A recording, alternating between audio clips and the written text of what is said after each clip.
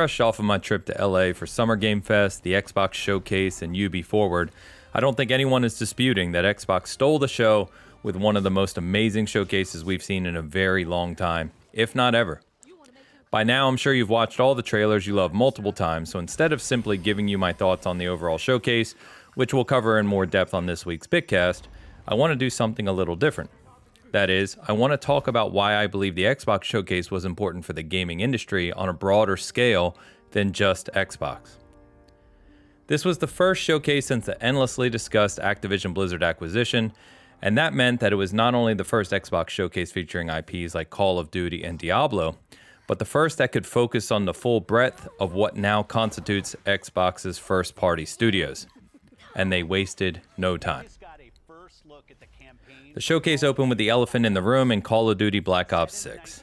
But more importantly, Phil Spencer led the showcase by declaring that going forward, everyone playing Call of Duty would be treated the same.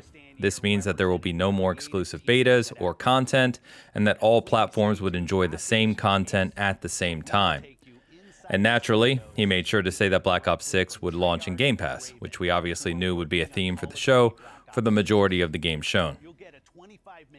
We then got the first official look at Doom, The Dark Ages.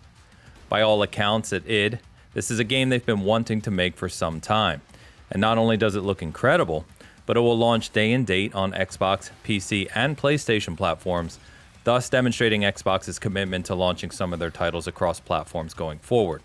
After that, and perhaps most exciting for me, is we're finally seeing the fruits of Xbox's first-party expansion that began back in 2018. While it doesn't get reported on nearly as much as the acquisitions themselves, the studios that were brought in-house have been quietly expanding for the past several years. Playground, Obsidian, Undead Labs, Compulsion, and of course the new studio, The Initiative, all showed off impressive looks at their upcoming games that included gameplay. Similar to what we saw with Double Fine's Psychonauts 2, and seemingly now id's Doom: The Dark Ages, these studios have been invested in and provided the freedom to make the games they want to make. Just looking at the 5 studios I just referenced, there are 2 classic IPs being brought into the future with a new spin in Fable and Perfect Dark. There are 2 new IPs in South of Midnight and Avowed, recognizing of course that Avowed takes place in the Pillars of Eternity universe. And there is 1 sequel which expands State of Decay and scope in ways Undead Labs have always wanted but were previously unable. And I naturally have to mention Indiana Jones also, a game that Todd Howard and the teams at Bethesda and Machine Games have joked about wanting to make for a long time as well. I feel these aspects of the show and the future of what's coming from Xbox First Party are important to point out. Given what's occurring across the industry over the past 18 months or so with consolidation and contraction, and seeing vast amounts of developers lose their jobs in an industry we all love so much is painful. And as I've spoken about frequently, there is a large conversation to be had about how corporate interests are sometimes in direct opposition to creativity.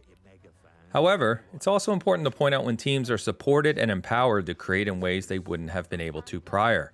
While the games I'm referencing are yet to release, we can't deny the level of funding and support the studios have gotten since coming under the Xbox umbrella either.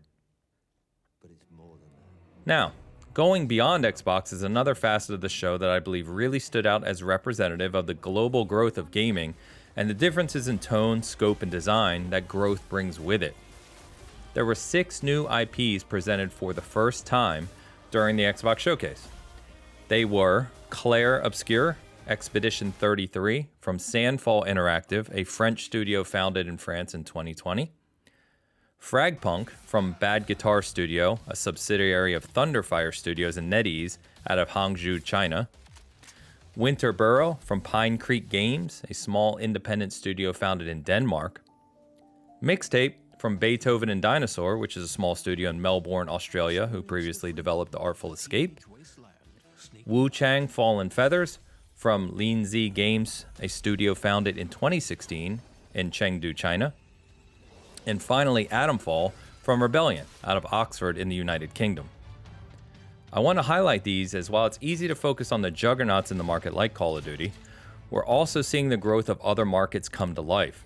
And over time, that influence will continue to grow, bringing with it a wealth of new experiences, mythology, and cultures that have rarely been represented in gaming previously, if at all. Separating out the 6 games I mentioned alone shows the vast differences in experiences that can be delivered through this amazing medium, and I'm happy that despite Xbox's first-party size and scope now, they made time to highlight some of these games, studios, and partnerships.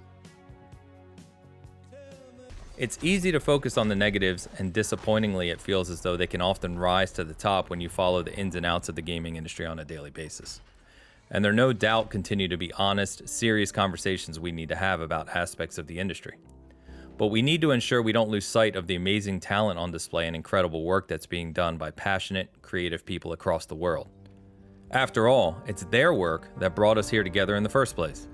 And the Xbox Showcase did a fantastic job of demonstrating just that. As always, thank you for watching and supporting non-monetized independent gaming journalism at Season Gaming. Until next time.